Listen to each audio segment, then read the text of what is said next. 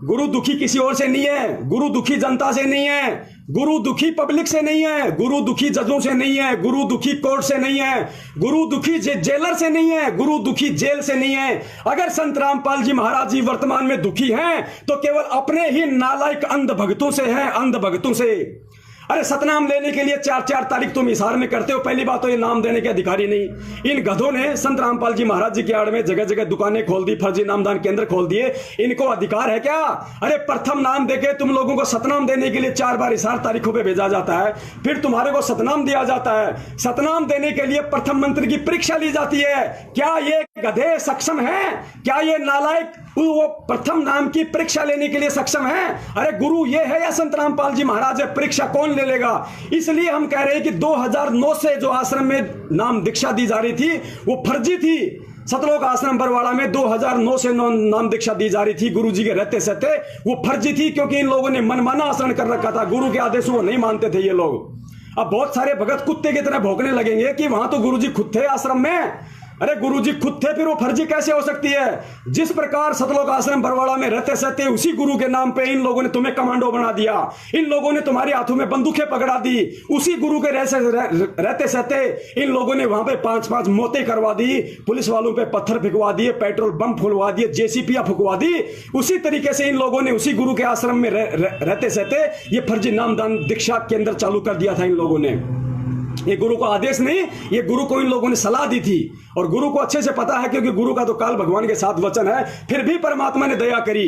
जो आत्माएं वहां से 2009 में नाम दीक्षा लिया करती थी, परमेश्वर उनको आशीर्वाद दे दिया करते थे। क्योंकि जैसे ही हमने नाम दीक्षा ले लिया आश्रम में 2009 से 2014 तक, उसके बाद अपना फार्म लेके हम गुरु जी के पास जाते थे दर्शनों के लिए, तो गुरु जी अपना हाथ रख देते थे सिर पे।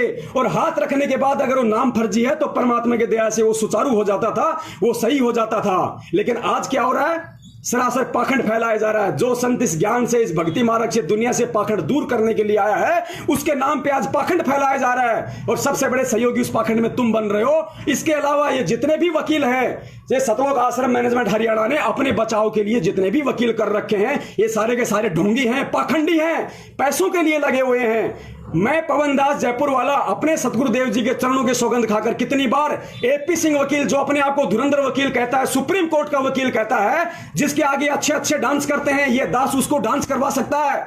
इस दास को परमात्मा ने वो काबिलियत दे रखी है, वो बुद्धि दे रखी है। ये दास आज पूरी दुनिया के सामने एक बार फिर से चैलेंज करता है सतलोक आश्रम मैनेजमेंट हरियाणा के एपी सिंह दिल्ली वाले वकील को, सुप्रीम कोर्ट के अधिवक्ता को, और एस के गर्ग नरवाना वाले को, जो वर्तमान में देशद्रोह का मुकदमा लड़ रहा है संत रामपाल जी महाराज जी का। मैं उन दोनों वकीलों को चैलेंज करता हूं। यहां पे मुझे मजबूरन चैलेंज करना पड़ रहा है क्योंकि मेरे पास में सबूत हैं, साक्ष्य हैं। इन दोनों वकीलों ने सतलोक आश्रम मैनेजमेंट के इशारे पे पैसों के लालच में संत रामपाल जी महाराज जी को उल्टा फंसाया है, ना कि बचाया है। अगर ये वकील पाक साफ हैं, अगर ये वकील संत रामपाल जी महाराज जी को जेल से बाहर देखना चाहते हैं, तो मैं इन वकीलों को चैलेंज करता हूं, आप साधना टीवी चैनल पे या किसी भी ऐसे टीवी चैनल पे जिसको पूरी देश दुनिया देखती हो, उस टीवी चैनल पे आप 1 घंटे का, 2 घंटे का, 5 घंटे का आप एक लाइव प्रोग्राम रखो। ये दास वहां आएगा, ये पवन दास जयपुर वाला लाइव बात करेगा, लाइव डिबेट करेगा। अगर तुम लोगों की वकालत ना छुड़वा दी, तुम लोगों के लाइसेंस फेल ना करवा दिए, जिस तरीके से तुम लोगों ने सतलोक आश्रम मैनेजमेंट के गुलाम बनकर, उनके पैसों के गुलाम बनकर तुम लोगों ने जिस कदर प्रशासन को मूर्ख बनाया है, हरियाणा सरकार को मूर्ख बनाया, जजों को, कोर्ट को मजाक बनाया तुम लोगों ने, उल्टे सबूत पेश कर करके, उल्टी दलीलें दे देकर तुम लोगों ने वो सबूत नहीं रखे जिन सबूत संत रामपाल जी महाराज जी बोल रहे हैं। अरे संत रामपाल जी महाराज जी पूरी दुनिया के सामने जब बरवाला कांड के समय गए पुलिस के साथ, तो मीडिया के सामने उन्होंने कहा था कि ये राष्ट्रीय समाज सेवा समिति मेरी नहीं है। भगत जी वीडियो निकालो, ये राष्ट्रीय समाज सेवा समिति मेरी नहीं है, ये जितने भी लोग कमांडो बने हुए ये मेरे नहीं हैं, और मुझे आश्रम के अंदर बंधक बना के रखा हुआ था। देखिए, सुनिए आप।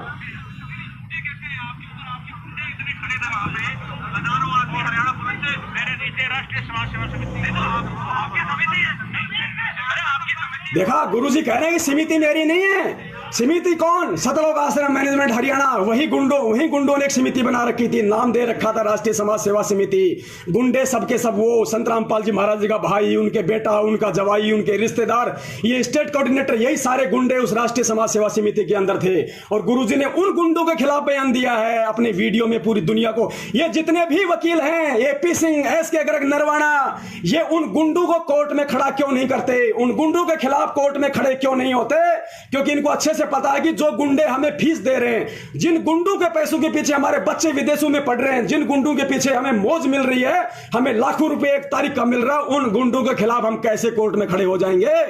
पुण्यात्माओं, ये सबके सब षड्यंत्रकारी हैं, काल के दूत हैं। इनको संत और भक्ति, भगवान, ज्ञान से कोई मतलब नहीं है। आप लोगों के कंधे पर बंदूक रखकर गुरु को बदनाम किया जा रहा है। कहीं लेट ना हो जाए, ध्यान रखना पुण्यात्माओं। पानी अगर सर से ऊपर निकल गया, गुरु का कोई कुछ नहीं बिगाड़ पाएगा। गधे कुत्ते हम बने फिरेंगे, यहाँ पे गधे कुत्ते हम बने फिरेंगे।